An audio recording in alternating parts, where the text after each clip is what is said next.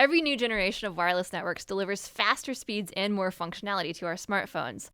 1G brought us the very first cell phones, 2G let us text for the first time, 3G brought us online, and 4G delivered the speeds that we enjoy today. But as more users come online, 4G networks have just about reached the limit of what they're capable of at a time when users want even more data for their smartphones and devices. Now we're headed toward 5G, the next generation of wireless.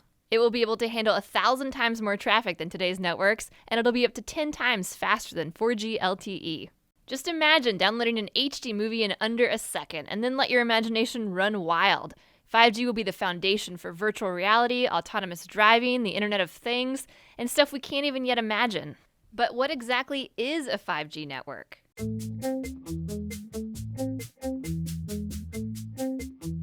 The truth is, experts can't tell us what 5G actually is because they don't even know yet. But right now, there are 5 brand new technologies emerging as the foundation of 5G. Millimeter waves, small cells, massive MIMO, beamforming, and full duplex. First up, technology number 1, millimeter waves. Your smartphone and other electronic devices in your home use very specific frequencies on the radio frequency spectrum, typically those under 6 gigahertz. But these frequencies are starting to get more crowded.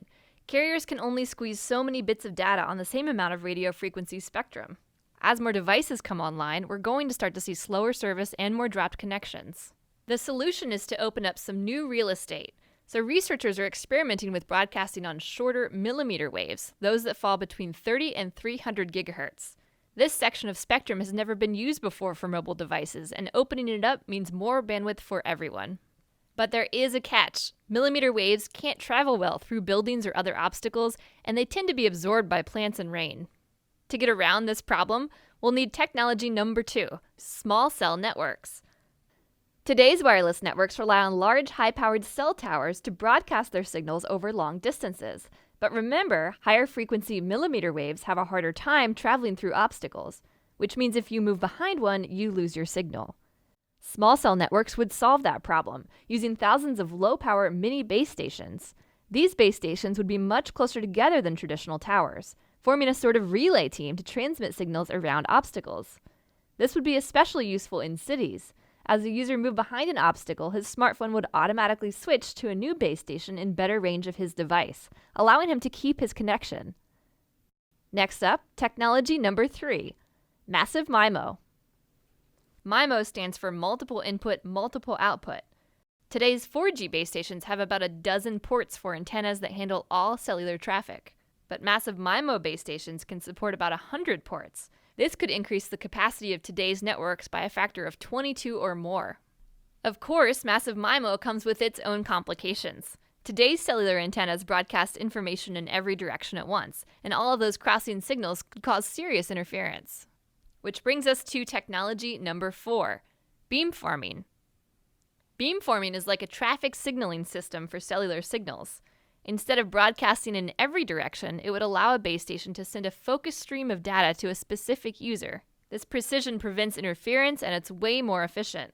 That means stations could handle more incoming and outgoing data streams at once. Here's how it works. Say you're in a cluster of buildings and you're trying to make a phone call. Your signal is ricocheting off of surrounding buildings and crisscrossing with other signals from users in the area. A massive MIMO base station receives all of these signals and keeps track of the timing and the direction of their arrival. It then uses signal processing algorithms to triangulate exactly where each signal is coming from and plots the best transmission route back through the air to each phone. Sometimes it'll even bounce individual packets of data in different directions, off of buildings or other objects to keep signals from interfering with each other. The result is a coherent data stream sent only to you. Which brings us to technology number 5, full duplex. If you've ever used a walkie-talkie, you know that in order to communicate, you have to take turns talking and listening. That's kind of a drag. Today's cellular base stations have that exact same holdup. A basic antenna can only do one job at a time, either transmit or receive. This is because of a principle called reciprocity, which is the tendency for radio waves to travel both forward and backward along the same frequency. To understand this, it helps to think of a wave like a train loaded up with data. The frequency it's traveling on is like the train track. And if there's a second train trying to go in the opposite direction on the same track, you're going to get some interference. Up until now, the solution has been to have the trains take turns, or to put all the trains on different tracks or frequencies. But you can make things a lot more efficient by working around reciprocity. Researchers have used silicon transistors to create high-speed switches that halt the backward roll of these waves. It's kind of like a signaling system that can momentarily reroute two trains so that they can get past each other. That means there's a lot more getting done on each track a whole lot faster. We're still working out many of the kinks with millimeter waves, small cell networks, massive MIMO, beamforming, and full duplex. In fact, all of 5G is still a work in progress. It will likely include other new technologies too, and making all of these systems work together will be a whole other challenge.